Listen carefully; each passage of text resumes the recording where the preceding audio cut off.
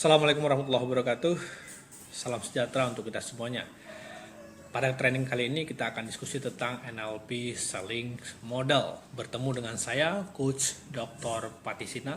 Saya International NLP Trainers, Life Coach, Master Trainer, dan trainer di BNSP serta asesor di BNSP. Nah, pada kesempatan kali ini kita akan diskusi lebih lanjut tentang NLP Selling Model. Bagaimana pengguna NLP untuk penjualan dan bagaimana pengguna NLP untuk mempengaruhi orang lain dan bagaimana nanti menggunakan NLP memframing ulang klien kita atau nasabah kita. Baik, kita lanjut ke NLP Selling Model ya.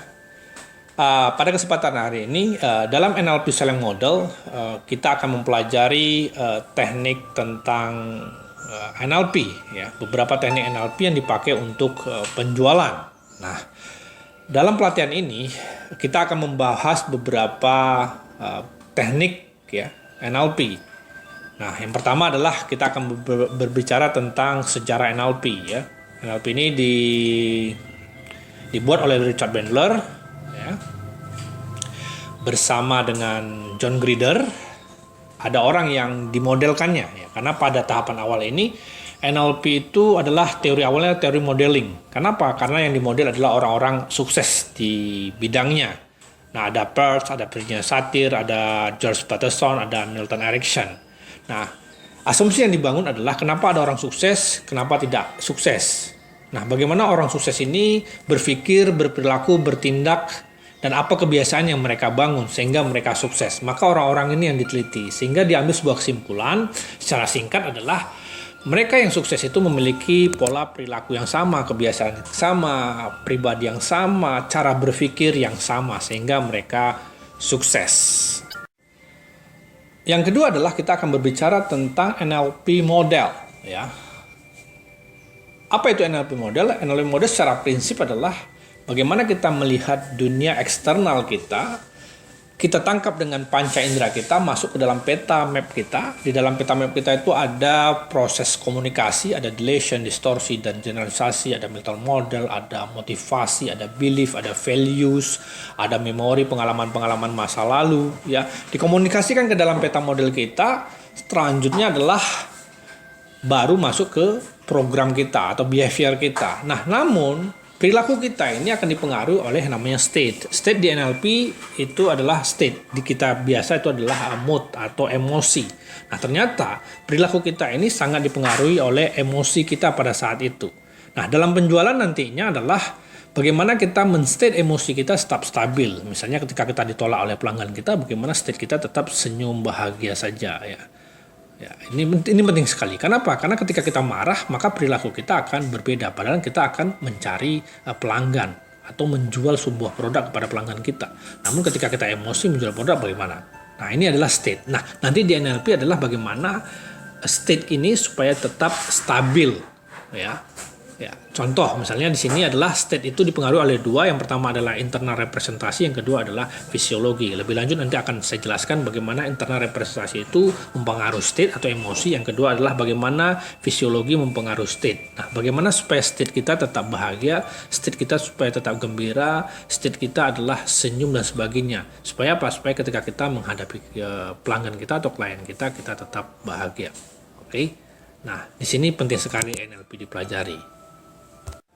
Untuk itu, maka bagaimana kita mendukung itu? Maka di dalam NLP ini ya, di dalam NLP Selling Model ini, maka kita akan mempelajari beberapa tema. Yang pertama adalah sejarah NLP, tadi sudah kita bahas. Yang kedua adalah NLP model, kita juga sudah bahas. Yang ketiga adalah bagaimana berpikir out of the box ya. Ya, nanti beberapa teknik NLP yang kita bisa pakai untuk itu adalah perceptual position, Disney creative strategy ya.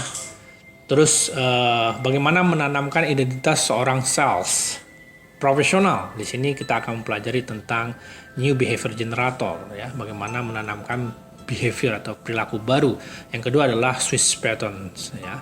Nanti Swiss pattern bisa kita pakaikan juga untuk yang ketiga, bagaimana mengelola emosi ya, atau dalam bahasa NLP adalah state tadi. Nah, yang selanjutnya adalah kita akan belajar teknik komunikasi Nah, di dalam komunikasi ini, persuasif komunikasi yang kita akan pelajari adalah teknik reframing, ya. Karena pada prinsipnya pelanggan datang dengan frame-nya. Contoh misalnya pelanggan akan bilang, ini kenapa harganya kok mahal banget? Maka kita bisa framing ulang, mahal dibandingkan dengan yang mana, mahal dibandingkan dengan manfaatnya, dan sebagainya. Yang kedua adalah kita akan berbicara tentang rapport and trust building. Ya, kenapa?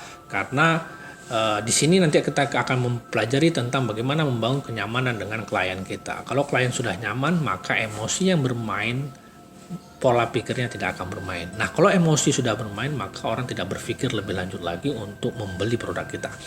Nah, selanjutnya kita akan mempelajari tentang meta model dan Milton model. Di sini kita akan mempelajari tentang persuasif komunikasi. Terakhir adalah kita mempelajari dengan teknik yes said question. Bagaimana menggiring orang untuk membeli produk kita. Nah, yang terakhir baru kita formulasikan ke dalam sebuah NLP selling model. Oke. Demikian teman-teman semuanya.